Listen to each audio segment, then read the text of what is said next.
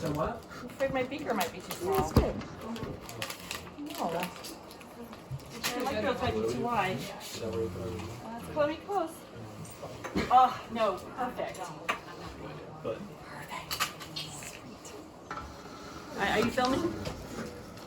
it's filming. I'm not. I'm fixing it. You guys are getting a nice film of this. Yeah. You just missed it. There.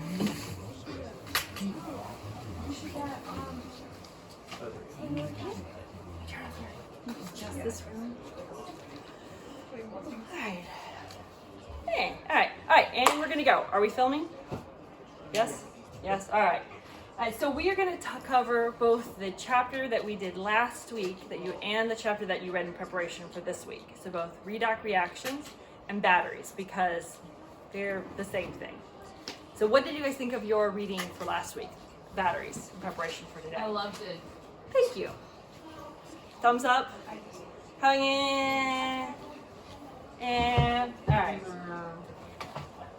All right. So last week in the lab, we measured two things: conductivity, which I denoted by this symbol rho, and then resistance, which is denoted by the ohm.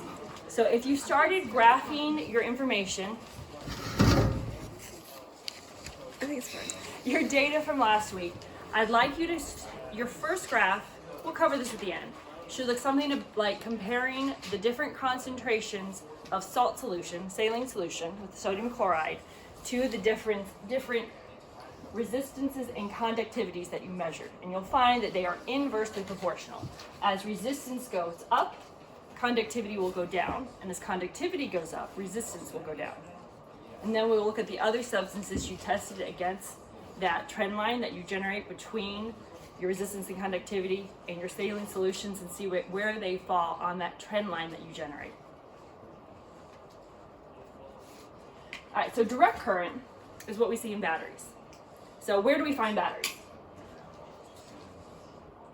In your electronics. Electronics.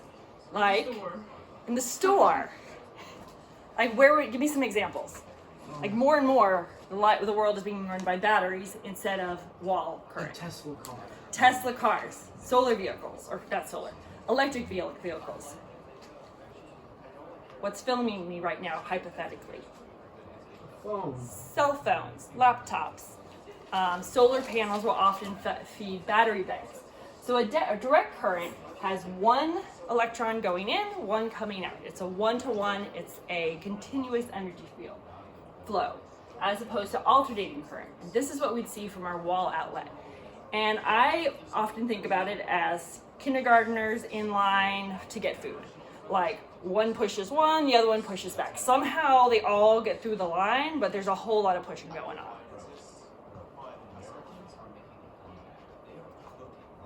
So alternating current, you'll see variations in voltage over time. It goes up and down, up and down. Somehow we manage to still have continuous electricity flow. This has to do with how fast this happens. Also something called three-phase energy, which isn't what runs to most of your houses. But when you look at power plant lines, you'll often see three lines along the top because energy is sent in three phases. So they're offset and you get a continuous energy flow. It changes magnitude as it moves on, as the voltage goes up and down, as those electrons push and pull back like a bunch of kindergartners. And we use it in this country. Has anyone ever gone to Europe and had to use some sort of converter to use their hairdryer? Or use a hairdryer? So in Europe, everything is direct current, but they don't have the long distances to cover. Most of Europe lives pretty condensed. So they can get away with direct current when our electricity might come from the West Virginia border, or at least the Mountain Lake Power Dam. It's covering much greater distances on a regular basis. And we also don't like living amongst our power plants. Like, we like them to be out somewhere where we don't see them or smell them or know they exist. So we have to have these high power transmission lines that work a lot better with alternating current. And if you come to my middle school engineering class, we can talk about why, and that attenuation is what they call it over long distances. So, but what creates this electron flow? How do we generate electricity? So redox reactions is what we're going to look at today. It's the transfer of an electron from one metal atom to another. So to reduce something is to gain electrons. So we're going to go back and forth with this definition because I still find it hard to wrap my mind around which one's reduced, which one's oxidated. It's words. It's semantics. It's what you call things. So it's easier to know sometimes how things work, but not understand what to call it. And what makes you able to communicate in the workplace or as a scientist or just someone asking for someone for help is to have the right vocabulary to communicate what you need help with. So to be reduced gains electrons. So think about it as becoming more negative. So if it is a oxygen that is in its neutral state, it will go to being a -2 because it likes to have those 2 electrons. To be oxidized, loses an electron and becomes more positive. So just think, if you can, now that you have the periodic table memorized, where in the periodic table do these atoms fall? Where would oxygen fall generally? Yeah, like top right. Where would sodium fall? Somewhere over in the left. So over on the top right, these are where we found they would be more electronegative. They were small and they like to take electrons. And on the bottom, on the left side, they tend to be the metals that would become positive if left to their own devices. All right, so semantics. This is the words we use to describe what we're talking about. So the atom that is oxidized is a reducer. It actively makes the other one reduce. So it's reducer. The one that is being reduced is an oxidizer. So we talk about the oxidation reaction and being a reducer, and the one that is oxidized is the one that is reduced is the oxidizer. So you guys know OxyClean? Yeah, so that is a high. I entertain the idea of doing a reaction in here today that used a strong oxidizer, but it also off-gases, so it produces a gas, so it would also go and oxidize our mucous membranes. So it would be that generous, that electron interaction with your face, which kind of hurts. So that's not good. All right, so here's our periodic table, and we see our highly electronegative atoms over here. These are the ones that want to take the electrons. They want to receive electrons. They are more readily reduced, so they become more negative. They are the oxidizers. Now and this side, well, here's our sodium. These are less electronegative. They want to donate the electrons and become positive. So oxygen is an oxidizer. All right, so when we talk about this, we often talk about it in half reactions. So here's magnesium. So magnesium mixes with oxygen to become magnesium oxide.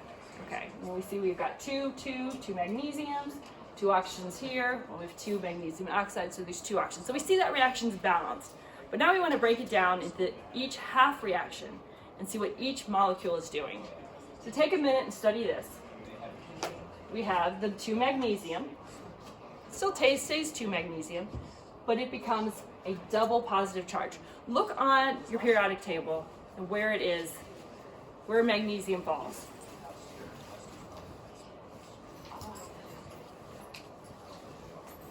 We'll see it's in the second column. So as sodium wants to give up 1 electron, magnesium wants to give up 2 because it's that end of that s orbital. So it is gaining it is giving up electrons, and it's the oxidation reaction. So magnesium is being oxidized, it becomes more positive. Oxygen, still 2 oxygens, it becomes negative. It becomes a reduced oxidative state. So we have to balance our electrons in the same way. So the 2 pluses end up with the 4 e's. So it's +2, and there's 2 of them. So 2 times 2 is 4 electrons. We have to see 4 electrons on each side.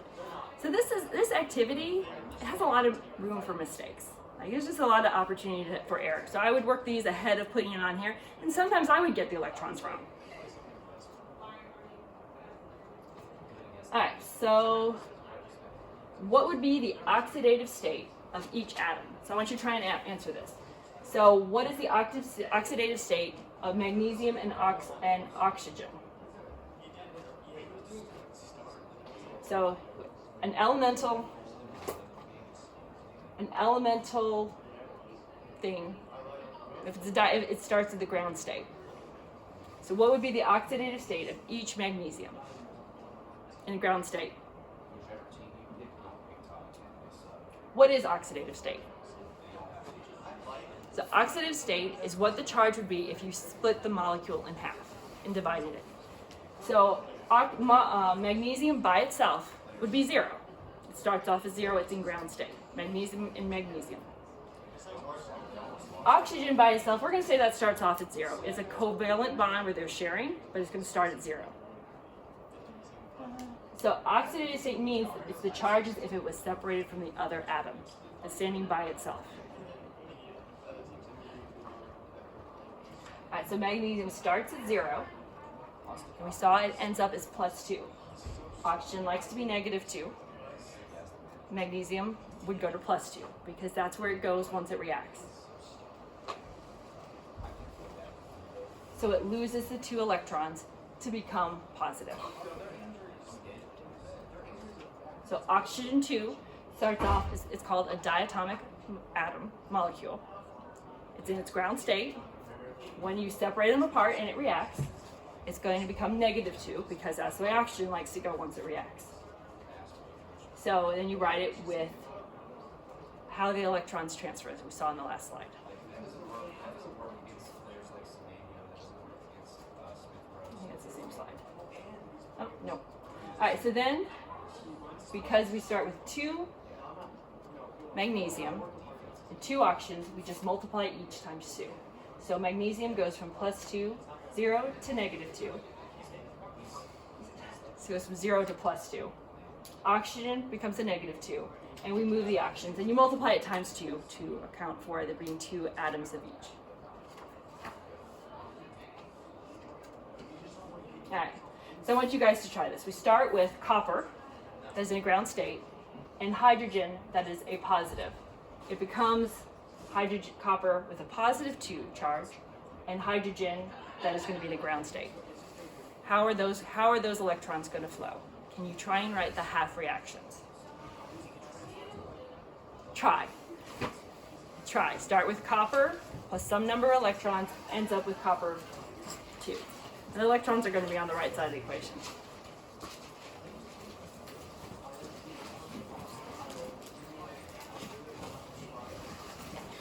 I'm going to mess with this. You guys have about a minute. I'm going to try and change it. It's not. I know, I'm trying to change it. Well, what's All right, fine. I'd like to be able to see what my next slide is. That's better. There you go. All right, now I can see better. You might need it. What's the thing? So first look at copper and how it would go from copper in the ground state to copper with a +2 charge. Yeah. Where are you going to add the electrons to make it balance in charges? I don't understand why are there 2 hydrogen and then a charge, and why is there no charge on that side but it's still 2? Because when Does it we just start with lose? 2 and 2, this one starts off as a loose hydrogen. In acid solutions, that's how it behaves. We'll get into that next week when we do acid-base reactions, but it starts off with a positive hydrogen. Just look at copper right now. I already did. All right, so what does copper, goes to copper +2, and how many electrons? So we see the 2 electrons in this side, there should be 2 pluses here. Balance the +2 copper on that side. I'm going to change that.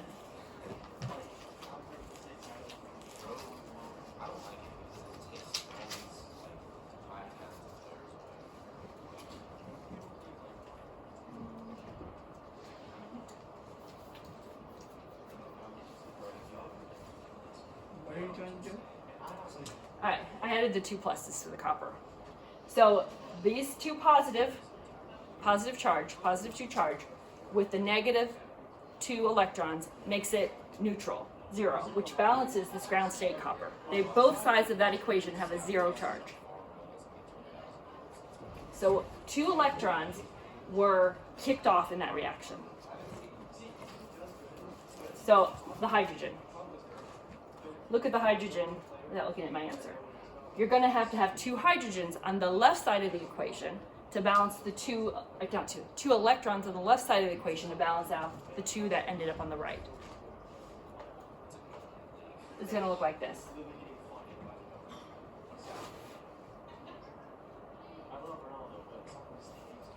So in the half reactions, we see electrons being transferred from here to here. Actually, probably the other way around. But. So let's look at zinc with a 0 charge, and copper with a positive charge, positive 2 charge. How would you break that into 2 half reactions? Start with the zinc with a 0 charge. It ends up with a +2 charge. Where are those electrons going to be? Does it just lose the 2 electrons? I don't understand. Yes, it just loses the 2 electrons, become positive. Write that down. And that one just gains 2 electrons. And that's it. Yes. Yeah, but I don't understand the hydrogen part. Because is it just losing 1 electron? Because Each one is losing 1 electron. but they're not the same charge. I don't understand. Like, how is that one losing? How is which one losing the Oh electron? no, right. I'm talking about the first one. The hydrogen, because it has a positive, there's 2 hydrogen ions. It shouldn't have really had any. I don't understand how this compared to that. Yeah, I see your point actually. Because Where did I get if this there's example only from? one, why is it losing 2? I don't understand. No, you make a good point because hydrogen would have, it's already a positive charge, so why does it have an electron? Showing the Why electron. is it losing 2? Well, because there's 2. So this copper is giving up 2 and it has to be received. Yeah. So of course I copied this example from somewhere, but I actually do see your point. You make a good point because hydrogen wouldn't have. I copied this from somewhere else, and thank you for pointing that out. Nobody else would have noticed. Good job. I actually don't know because hydrogen wouldn't have had an electron to share. I would just glaze over that and act like, yeah. So you get the point, Leah. So the point is that the electrons are on both sides. You're right, this example is not very good. I should have had it with something else that had an electron to donate, because hydrogen doesn't have an electron to donate. So this example doesn't make sense. Yeah, I agree. Good catch, thank you. I copied it from somewhere else. These are not original thoughts here. All right, but that shouldn't apply in zinc. Zinc and copper should work fine, because that's what's happening over here, hopefully. I don't see any bubbles though. So yeah, that's my vinegar, not the still water. They're the same jug. Wait, so how are we supposed to write it out? All right, so now do it with zinc. Well, yeah, I know the answer, but I don't know how to write it out. All right, well, I did it with copper first. Do it with copper. Oh. Copper goes from +2. Dang it. Does that one too? No, well, I have too many. Positive +2 electrons should be neutral. I should.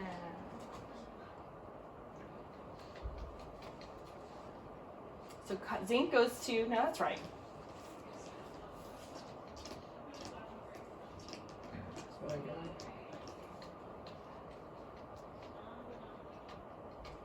So the copper is taken. Thank you for your patience with that. I have it written down for you. You did? Well, good job. So copper gains those 2 electrons to become a solid 0 ground state copper. So how does that? Yeah, so I think this is right. It is taking the copper or the electrons from the hydrogen. It's not donating. It's absorbing the electrons when it does the diatomic bond. I don't understand. So this hydrogen, it was a positive, just a proton. It takes the electron and the 2 electrons and it shares them.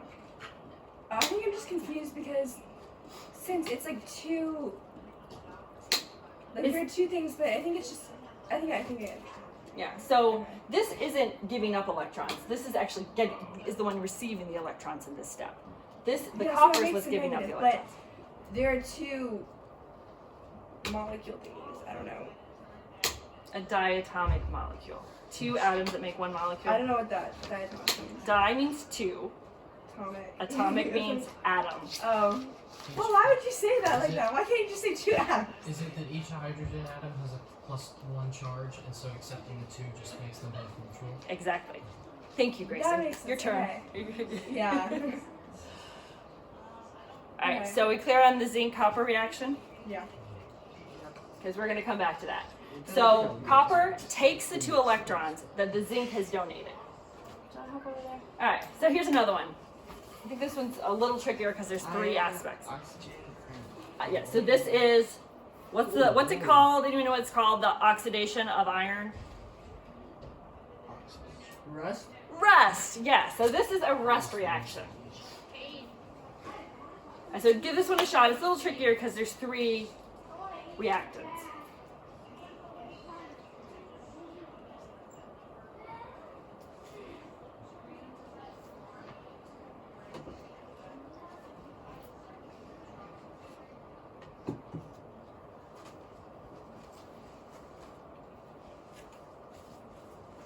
So start with the iron first.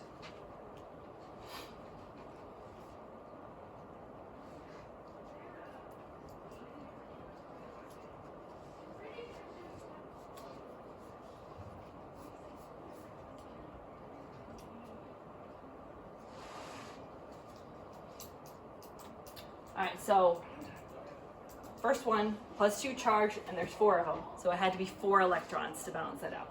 All right, 8 electrons. You skipped it before I wrote down the last bit. Sorry.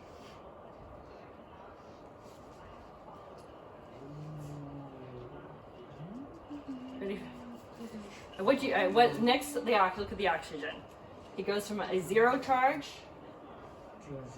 to a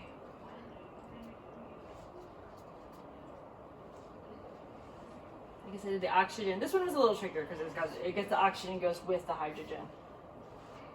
So the hydrogen had 4 hydrogens, and then 4, it was ground state here. So then it had 4 electrons there. All right, so we just talked about some electron transfer. Redox reactions are trading electrons between different atoms. So we talked about redox. We've talked some about combustion, which is an oxidation reaction, but what's one that gives off heat and decomposes. And we talked about precipitation reactions, when things thaw out. Separate from that, we talked about types of bonds. So ionic bonds are the ones that are the salts, and they disassociate between a metal and a non-metal. Covalent bonds are between 2 non-metals where they share the electrons. Hydrogen bonds or polar covalent bonds, those are ones where we've got hydrogens, and you've got a very negative side and a very positive side, dipole-dipole bonds. And then metallic bonds. This is a new concept that was introduced last week. So metallic bonds are between metals where the valence electrons are delocalized. So when you have a solid metal or an alloy, we're not going to get into alloys, but that would be a whole other conversation that would be useful and interesting. I think I have a video. So I wanted to give you a visualization of what a metallic bond looks like. So if the valence electrons, we call are on that last outer shell. And in a metal, they are delocalized. Oh, I'm going to put the speaker on. So this one doesn't have sound. This is making lots of sense, right? Totally. Yeah. I understand everything. Alright, so I think, did it refer to this as a sea of electrons in your book? Yeah. I heard it called a cloud. Things change. This is just a mess of electrons that each of these atoms individually are happy to receive and happy to pass on. Receive and pass on. And that is why metals are conductive. Let's see if we can. Right, and it gives their unique properties. So it's malleable. It can be forced into a shape. So in our engineering class, we often talk about we will talk about the compressibility of a material. So concrete is highly compressible, but it'll fracture. So the compressive strength is how much load you can put on something. So because of this sea of electrons, the malleability, metals can be pushed and pounded and made into things. It's also ductile. So ductile is the tensile strength. It can be pulled long. So this is why it can be pulled into wires and carry electricity. So its ability to pass electrons on is measured by voltage. All right, so voltage is where we're going to jump into batteries. Okay. All right, so galvanic or voltaic cells, they're just the same word. Yes? Could you go back to the slide with all the bond types on? Yeah. And this wasn't in your book, but I felt like it was useful to me to sort out what's a bond and what's a reaction. Because we use all these words, and like we'll see ionic bonds in precipitation reactions or redox reactions. So we can talk about both things from both sides. All right, let's look at batteries now. All right, so galvanic or voltaic. These are the same, they mean the same things. These are cells these are electrons that are transferred by the redox reaction. So we looked at zinc and copper, but there's many different metals that fall into this category that are useful in batteries. So if we look at zinc, so these are in that D level, that D section with the transition metals. So we see zinc as it goes from 3D, the outer shell is 4s. So 4s is actually filled before 3D, but we see it's happy to lose the 4s electrons. It's happy to give them up and have a full 3 shell, principal quantum number.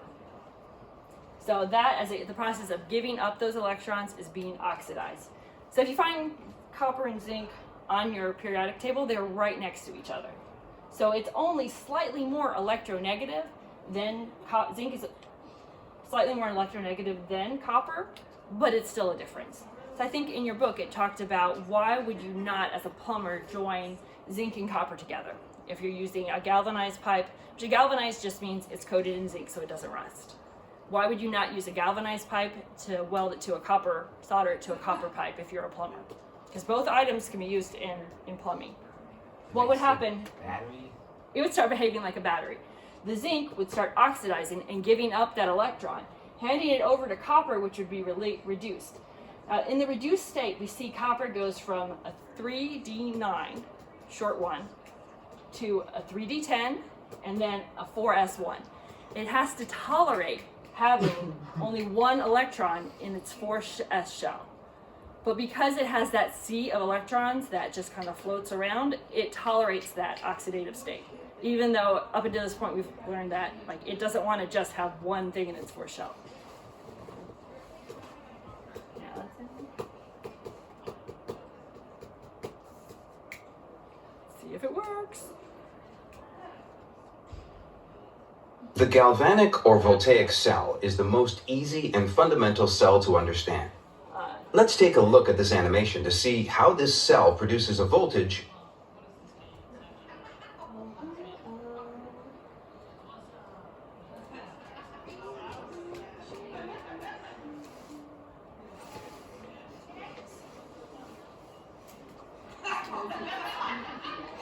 It's up there. Down. Almost there. No!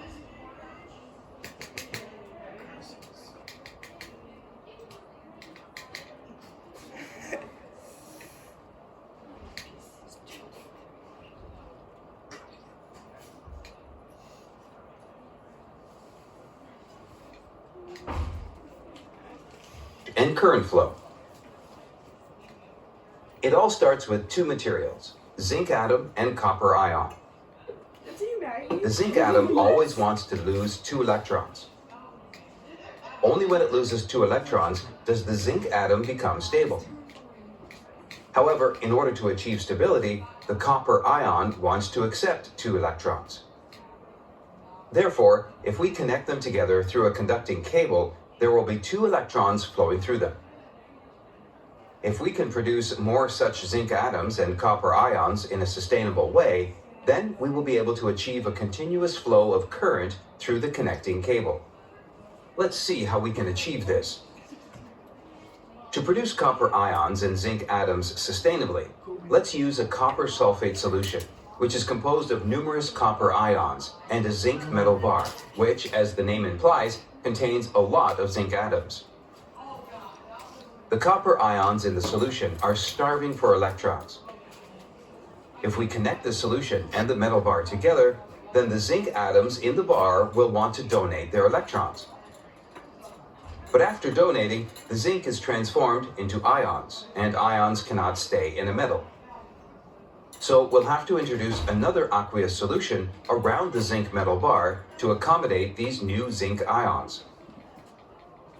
Now the electrons flow through the circuit, generating electricity, and the copper ions receive them. Once received, the copper ions become atoms. To accommodate these new atoms, we need a copper metal bar.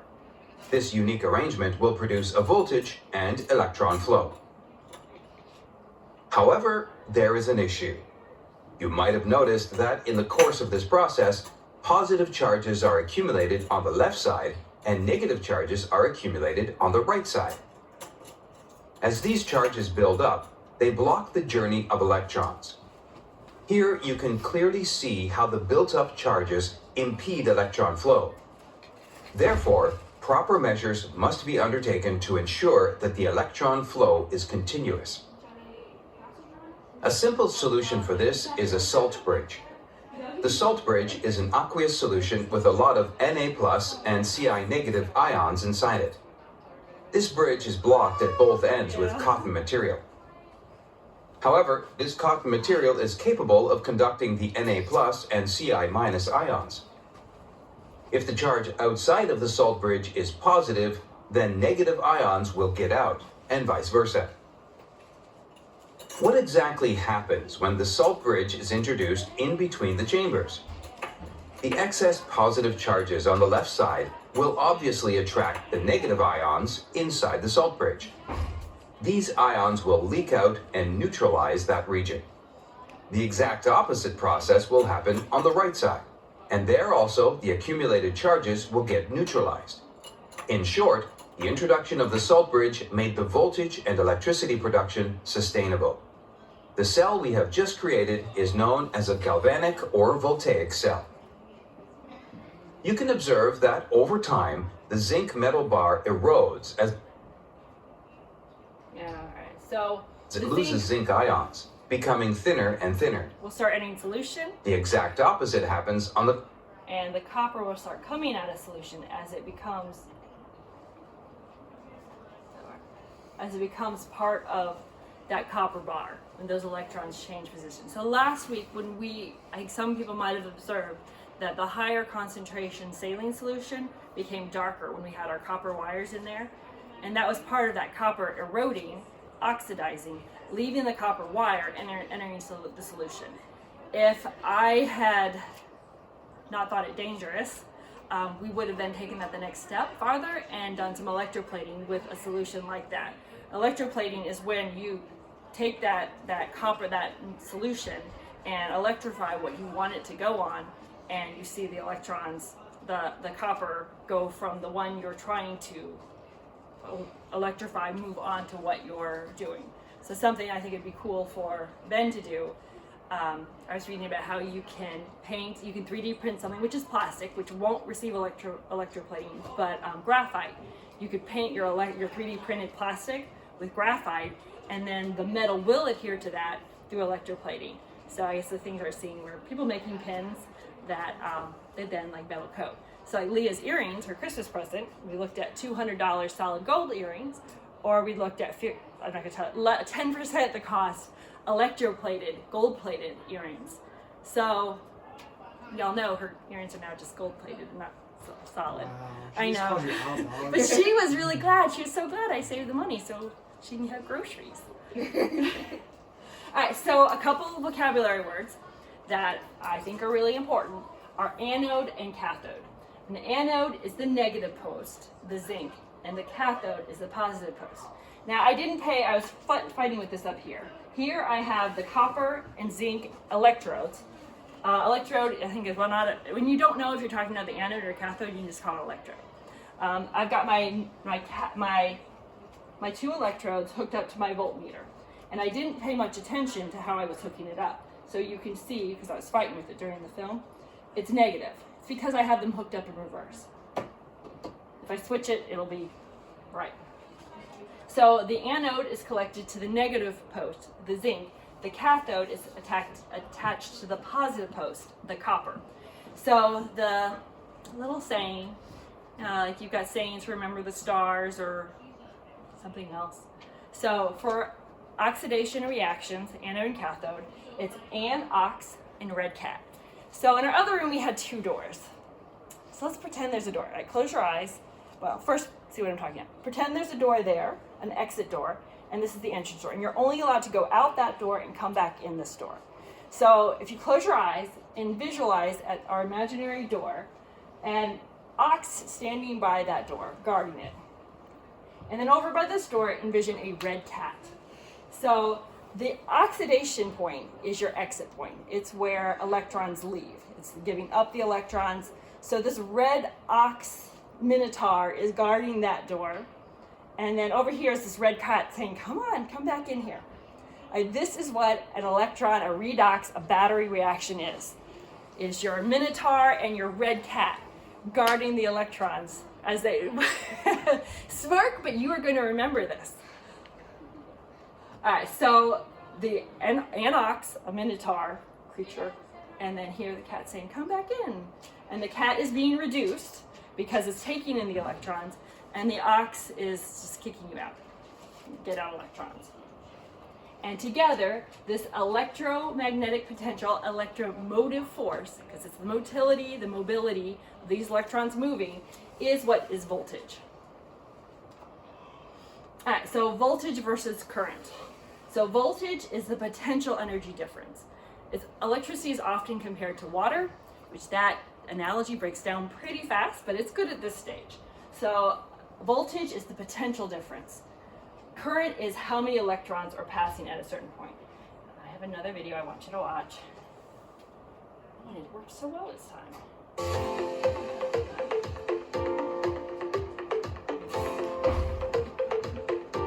An electrical current is defined as the number of electrons passing a given point in a second. And voltage is defined as the difference in electrical potential energy per unit of charge between 2 points. To explain this further, let's say we have a body of water, with a pump drawing the water up to an elevated tank. Right now, the water tower has a lot of potential energy to do work, but it isn't yet releasing that energy. So now let's connect another pipe to the tank to complete the circuit and produce a current. In this example, the flow of water through the pipes can be thought of as the current, and the total stored potential energy of the water in the elevated tank can be thought of as the voltage.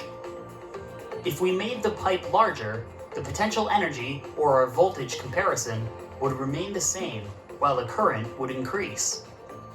And if we remove the second pipe altogether, there would no longer be a current, but the potential energy, or voltage, would again remain the same. In the same way that a battery has a voltage associated with it, even if it's not currently connected to a circuit or doing any work. Now, in the original definition, we also said that the voltage was the difference in electrical potential energy per unit of charge between 2 points. So back in the example, when we were talking about the potential energy, what we're really referencing is the force of gravity pulling the water from point A to point B. The potential energy, which again can be thought of as voltage, would rise if we increase the difference between the 2 points. Voltage is always in reference to a difference between 2 points. Even when we're talking about a 9-volt battery, what we're really saying is the difference between the 2 terminals is 9 volts. With electricity, rather than in the previous example where gravity was the applied force, it's instead the electromagnetic force. The electromagnetic force is the repulsive or attractive force between electrically charged particles, and in the realm of electromagnetism, opposites attract and similarly charged particles repel. If we take a conductive metal wire and complete the circuit with a battery, the electrons from the negatively charged side of the battery will be attracted to the positively charged end of the battery at a force equal to 1.5 volts in this example. Without voltage, the electrons will move randomly in all directions. Voltage is what pushes electrons around a circuit. So to summarize, current is simply a measurement of the flow of electrons passing a certain point.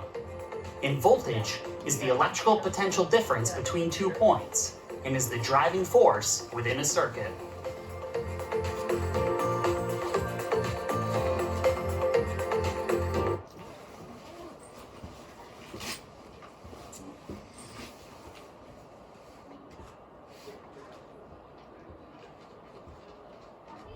Alright, so alkaline batteries are composed of zinc and manganese. So if you want, now that I switched it up here, I've got my copper and zinc, and I'm reading 920 some millivolts on my DC setting. So if you guys want, after, you can come up here and look at this. Batteries that we know that we use most commonly are used with zinc and manganese instead of copper. Lead acid batteries have lead.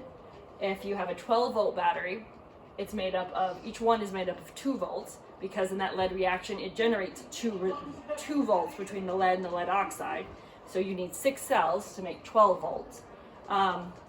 The manganese zinc reaction makes 1.5 volts. So both a D battery and a AAA battery, even though they're different in size, they still have the same voltage. It's how much of that material is in there, so how long they will last. That's what varies. Rechargeable batteries are made out of lithium, nickel, cobalt, cadmium, or lead. So there's all of those each have the different electromagnetic potential, which determines the voltage and the reusability. I don't think we have. Yeah. So I'd like to look at fuel cells, but we're not going to. Ben, can I have your computer? So going back with limited time, hopefully I can pull up Ben's stuff. Can you pull up that the graph we just worked on? Yeah. Is it? Can you? Like, go up and do it. It's his birthday. Don't tell his password. Ben, where is it? That's super. Excel. It should be like the very first thing. Yeah, she found it. Well, we use passwords.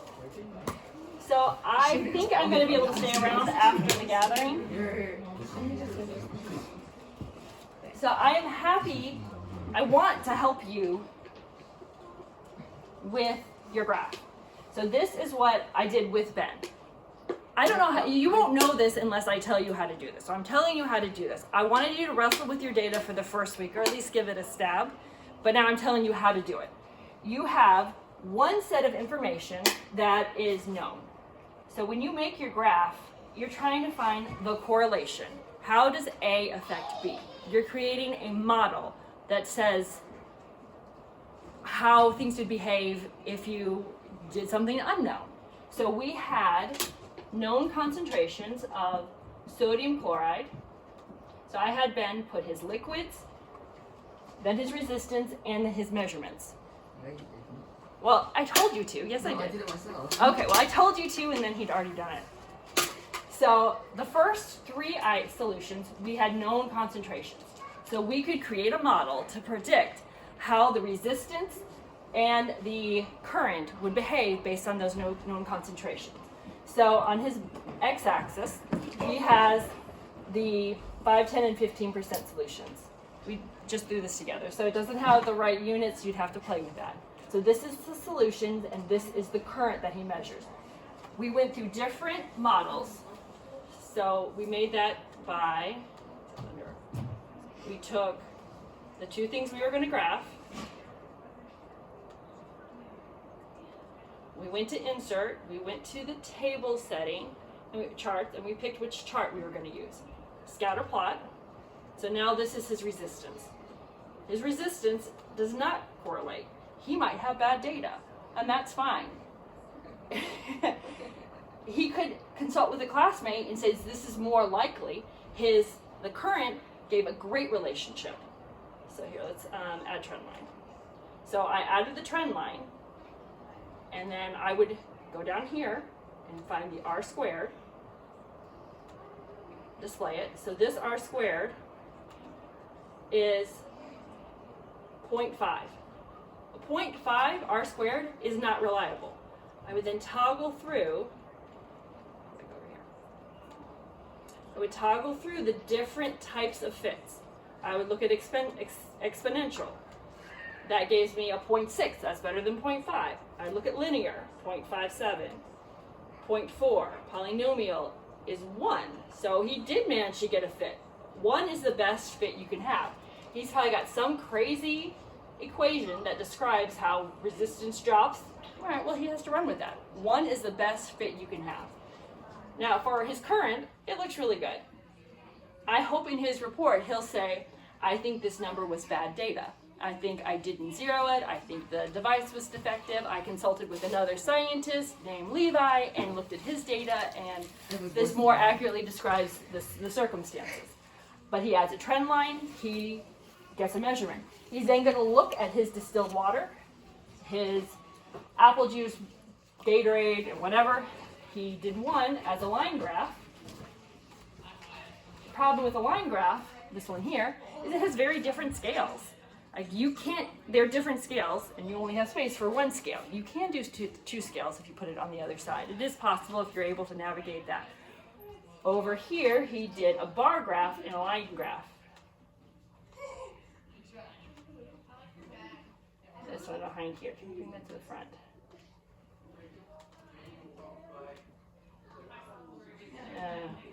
Technical difficulties.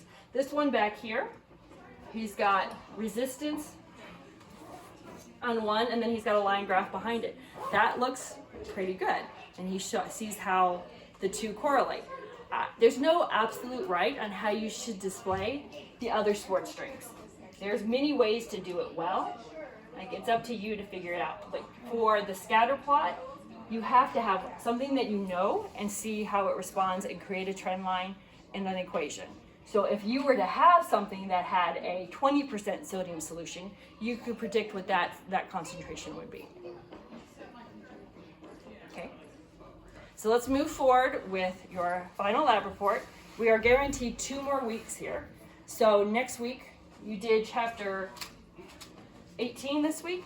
I want you to do both 19 and 20. I thought we did 19 this week. Then do the next two. You did 19, then do 20 and 21.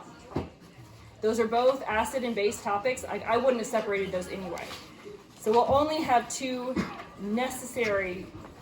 We can get through acid and bases and buffers, kinetics, this kind of thing, but then we can say your high school chemistry topics are complete.